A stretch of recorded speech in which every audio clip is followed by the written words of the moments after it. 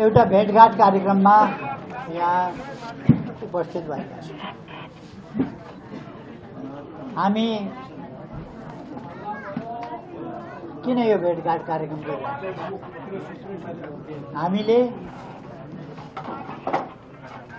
हाम्रा दृष्टिकोणहरू संक्षिप्तमा स्पष्ट पार्न पनि जरुरी छ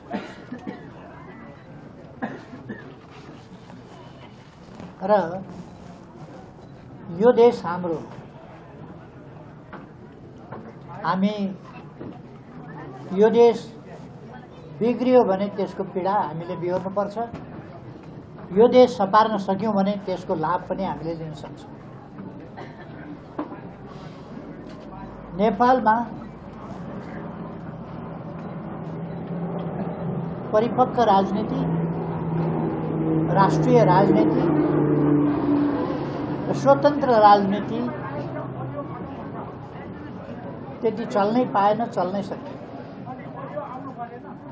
त्यसै कारण विभिन्न सामाजिक सञ्जालको दुरुपयोग गरेर अनेक प्रकारका झुट भ्रमहरू, मिसइन्फर्मेसन, डिसइन्फर्मेसन आदि असत्यहरूको प्रचार, भ्रमको प्रचार र आम जनता र सत्यको पक्षमा उभिने, देशभक्तिको पक्षमा उभिनेहरूलाई हतोत्साही गर्ने। कसैले बोल्यो कि त्यसलाई देशभक्तिको पक्षमा बोल्यो भने त्यसलाई झोले भनेर एउटा ट्रेन्ड चलाइदिने।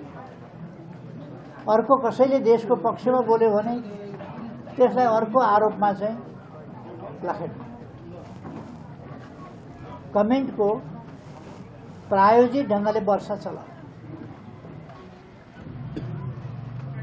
झुट भ्रमको खेती गर्ने, यो चीजहरू छ।